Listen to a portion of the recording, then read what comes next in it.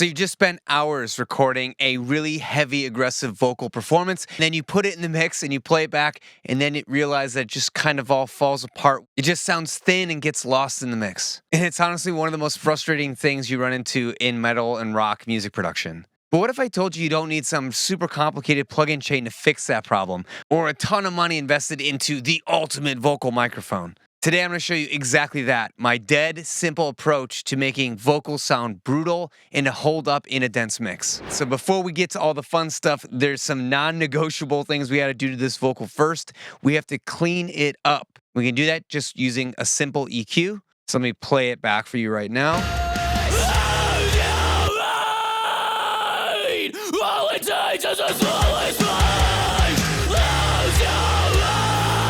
So there's a lot of extra stuff going on. We don't need to worry too much about it, but let me just show you what we got to do. Close your eyes!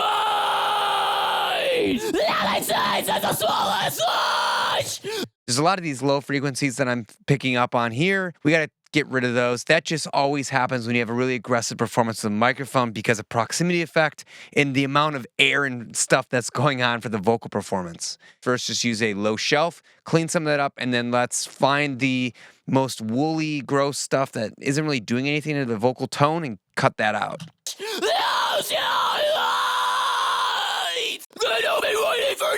This is a little bit too much. We're making the vocal sound too thin right here. So like right around here, we still get a little bit of that chest, which we want because it makes it sound powerful. A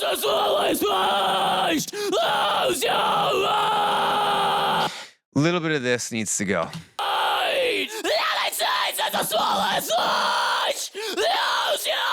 Perfect. Now, if you need help with trying to figure out where these EQ moves should go, in the description, I have a link to download my free rock and metal mixing cheat sheet. It has EQ settings, compressor settings, a bunch of stuff that I usually use when I mix music, and it has it all on a nice printable sheet. So go and grab that. I think that's basically most of what we need to deal with. There might be some high frequencies. We can deal with that later. And it's not too sibilant. Sometimes really aggressive vocals can get really bright and sharp and piercing.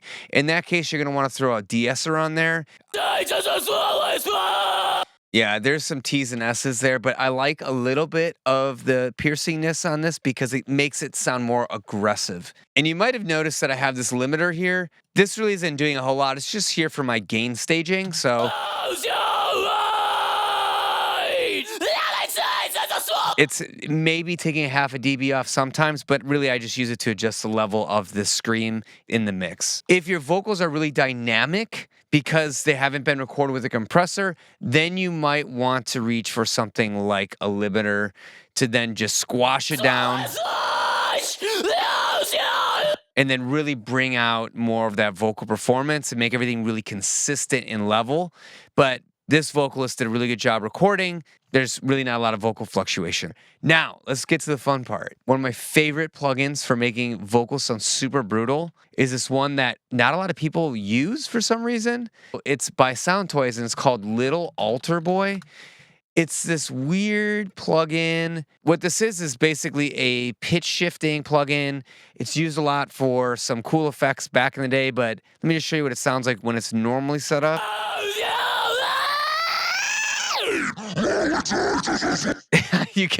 So right there, you kind of got a little peek behind the curtain as to how this thing can make vocals sound pretty brutal. Normally, when it starts up, the pitch and the formant are linked.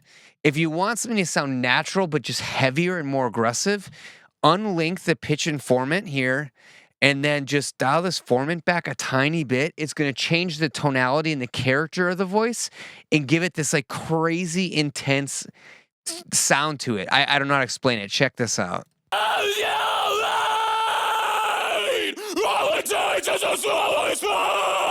Like, it sounds so much more angry when we drop the formant down by like 1 or 2 steps here. I find that like 1.9 to 3 is like the sweet spot for the formant when I just want to make the vocal have a little bit more like to it. Also, make sure that the mode is in transpose. You don't want to quantize a robot or it'll start sounding kind of really glitchy. We don't want that. Robot sounds monotonous and weird. Sounds like a robot. Don't do that. Add a little bit of drive. This is going to really give the vocals like a fuzzy grit to them and really help them fill out some space in this mix. Check it out.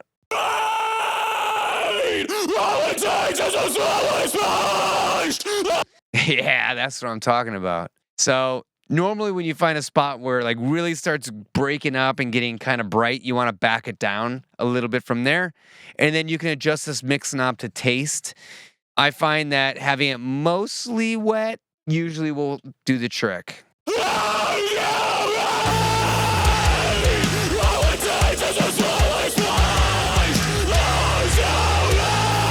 I'm just going to pull that drive back because we lost some clarity in the vocal.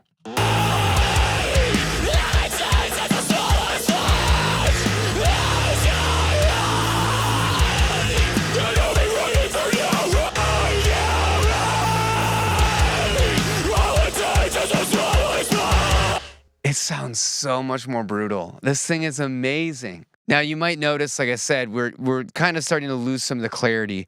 So this is where we can take another EQ and go back in and just play everything back together and just make it really broad like this. Like this is as broad as I can make this EQ. And this is just a stock EQ in Cubase. And we're just going to kind of surf around back and forth, find a spot where the vocal clarity really pops.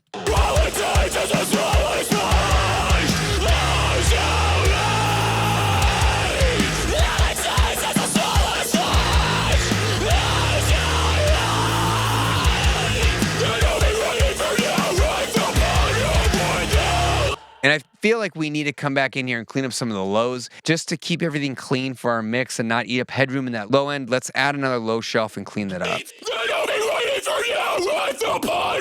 Yeah.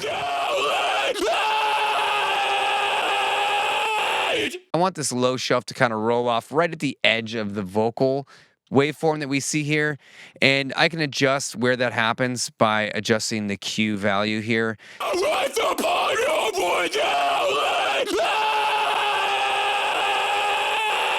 So it is getting a little bit glitchy, so I'm just going to dial this back a little bit. If we want it to get even more brutal, we could drop the pitch a tiny bit.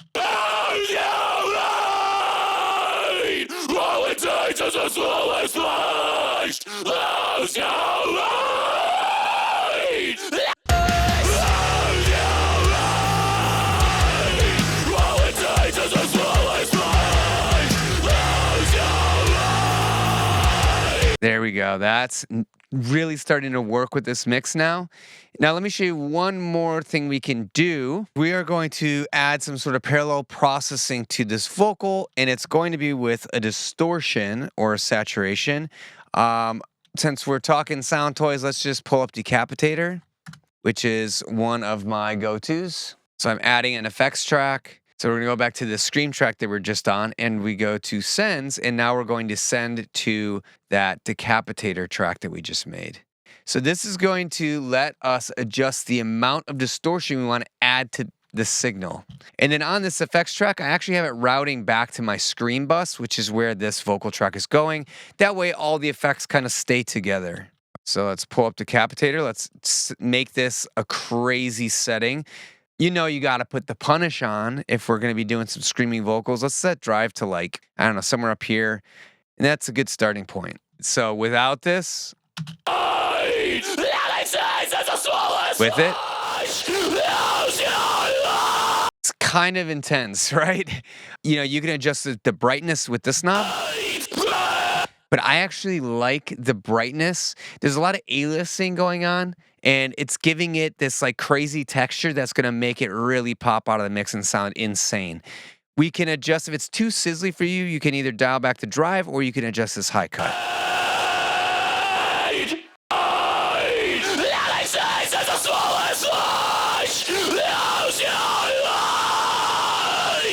And I'm actually going to pull a little bit of that back because it is a little bit on the intense side. Now, because this is a send effects or an aux track, you want your mix to stay fully wet.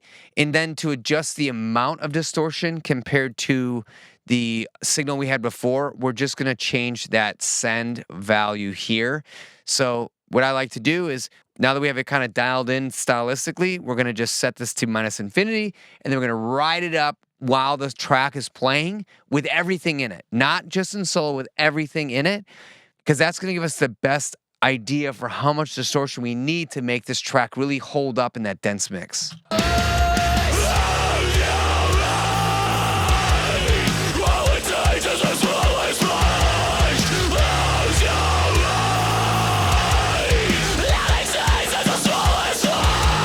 What I'm noticing is it is starting to get a touch pointy and harsh. So we can go back to that effects track and let's add an EQ and just find that harsh spot and then tuck it under. And that'll be it.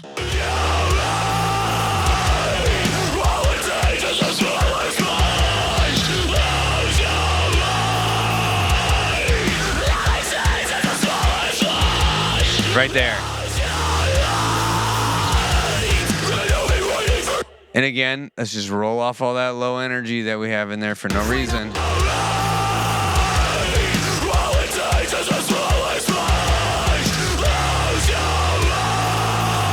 And now let's hear it without any of those effects that we just added. Here we go.